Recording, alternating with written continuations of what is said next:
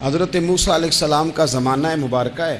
ایک شخص نے اپنے کزن کو، اپنے چچا کے بیٹے کو، چچا زاد کو قتل کر دیا اور خود ہی اس کا مدعی بن کے حضرت موسیٰ کے پاس آیا کہ بتائیے جناب میرے اس بھائی کو کس نے قتل کیا ہے؟ حضرت موسیٰ نے ایک سادی سی بات کی، کیا فرمایا؟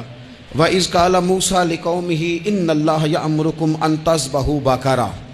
حضرت موسیٰ علیہ السلام نے اپنی قوم سے کہا کہ اللہ تمہیں حکم دیتا ہے کہ ایک گائے ذبح کرو، گائے کا کچھ حصہ مقتول کو مارو، وہ خود اٹھ کے بتا دے گا مجھے کس نے قتل کیا ہے۔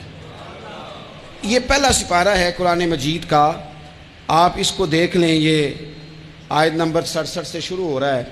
تو اب وہ چونکہ ذبح کرنا نہیں چاہ رہا تھا، اس کو پتا تھا کہ مجرم تو میں خود ہوں، وہ ذبح چونکہ کرنا نہیں چاہ رہا تھا تو اس سے کہا کہ مارو ایک حصہ گائے کا، اس کو تو یہ اٹھ کے بتا دے گا۔ تو اس نے جواب کیا دیا؟ قالوا اتتخذون ہزوا، کہنے لگا آپ میرے ساتھ مذاق کرتے ہیں، کبھی ایسا بھی ہوا ہے؟ قال اعوذ باللہ ان اکون من الجاہلین۔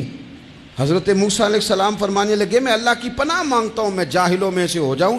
ہر وقت مذاق کرتے رہنا یہ تو جاہلوں کا طریقہ ہے۔ کن کا ہے؟ حضرت موسیٰ نے کہا ہے، قرآن پاک ہے، ہر وقت مذاق کرتے رہنا۔ خوش طبعی اور چیز ہے، مسکراتے رہنا، لیکن کسی کا مذاق ہر وقت اڑاتے رہنا کن کا طریقہ ہے؟ جاہلوں کا۔ جب کہا نہیں ذبح کرنی ہے تو اب ذرا دیکھیے، کرنا نہیں نہ چاہ رہے، قالوا ادع لنا ربک یبین لنا ما ہی، کہنے لگے اے موسیٰ پھر آپ نہ رب سے دعا کریں کہ وہ ذرا کھول کے بتائے وہ گائیں کس طرح کی ہو۔ ارادہ نہیں نا ذبح کرنے کا، آپ دعا کریں۔ قال انہ یقول انہا بقرۃ لا فارض ولا بکر، فرمایا کہ رب کہتا ہے وہ گائے نہ بوڑھی ہو نہ زیادہ بچیا ہو، عوان بین ذالک، ان کے درمیان ہو، یعنی جوان گائے ہو۔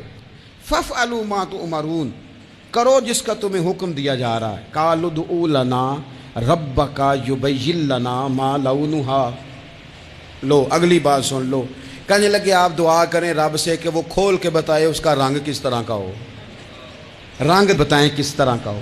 قال انہ یقول انہا بقرۃ صفراء، فرمایا رب فرماتا ہے کہ صفراء رنگ کی ہو، یعنی گہرے زرد رنگ کی ہو۔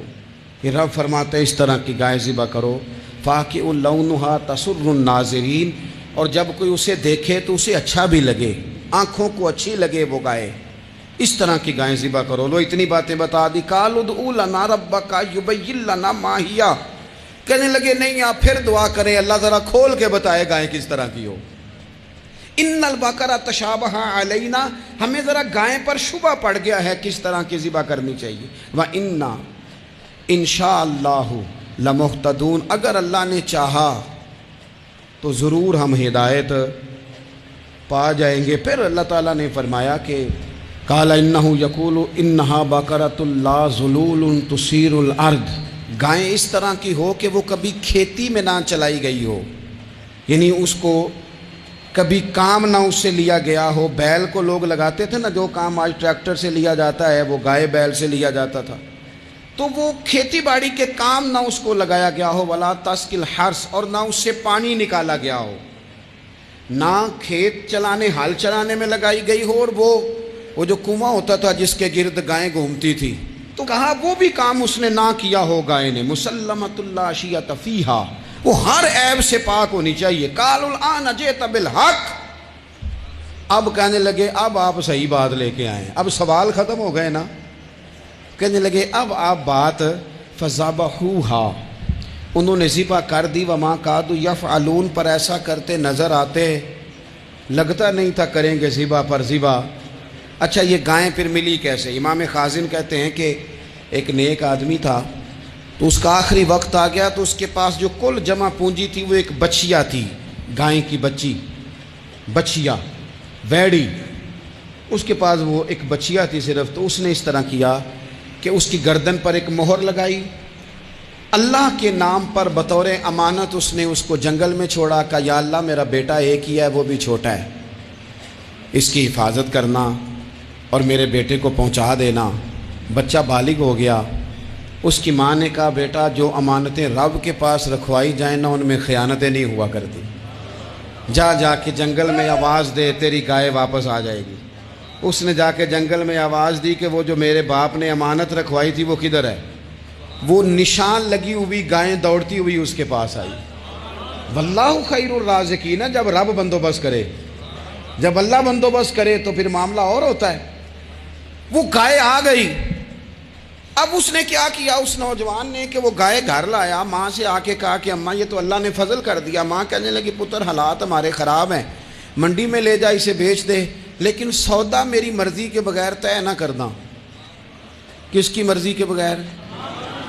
کس کی؟ اماں کی مرضی۔ اور سنو یار، تھے کچھ لوگ جن کو لوگوں نے تانے بھی دیے کہ تم ماں کے پیچھے لگ گیا ہے، لوگوں نے بڑا کچھ کہا، پر جو ماں کی مرضی پہ لگیں ناکام نہیں ہوتے زندگی میں۔ یہ دیکھو ماں کی مرضی پہ لگا۔ اس کی قیمت کتنی تھی گائے کی؟ بڑی مہنگی تھی، پر 3 دینار کی تھی۔ منڈی میں لے گیا، 3 دینار اس کی قیمت لگ گئی۔ تو ماں نے کہا تھا میری مرضی کے بغیر سودا نہ کرنا۔ اب بچے تو نہیں نہ مانتے، اماں کو کیا پتا باہر بزنس کیا ہے، لین دین کیا ہے، پر ماں نے کہا تھا میری مرضی۔ بندہ دے رہا ہے اسے 3 دینار، اس نے کہا جی میں نے طے تب کرنا ہے، ڈن تب کرنا ہے، پہلے اماں سے پوچھنا ہے۔ گھر جا کے اماں سے پوچھا، اماں کہنے لگی دے دے۔ واپس آیا تو اس نے کہا کہ میں 6 دینار دیتا ہوں پر میری شرط ہے، ماں سے نہیں پوچھنا۔ اس نے کہا تو 12 بھی دے، ڈن تب بھی ہونا ہے جب اماں نے کہنا ہے۔ وہ جب اس طرح کی اس نے گفتگو کی، واپس اپنی والدہ کے پاس گئے، کہنے لگے اماں سمجھ نہیں آتی، 3 دینار کی گائیں بندہ 12 میں خریدنے کو تیار ہے، شرط لگاتا ہے کہ اماں سے نہیں پوچھنا۔ تو والدہ کہنے لگی پتر پہلے اس سے جا کے پوچھ کیا وہ ہے کون؟ یہ کوئی روحانی معاملہ ہے، کوئی غیبی مدد ہے، پوچھ۔ اس سے جا کے پوچھا تو وہ کہنے لگا میں تو فرشتہ ہوں اللہ کا، تو نے گائیں بیچنی نہیں، اس لیے کہ تیرا باپ بھی نیک ہے، تیری ماں بھی نیک ہے، رب تیرے رزق میں برکت پیدا فرمانا چاہتا ہے۔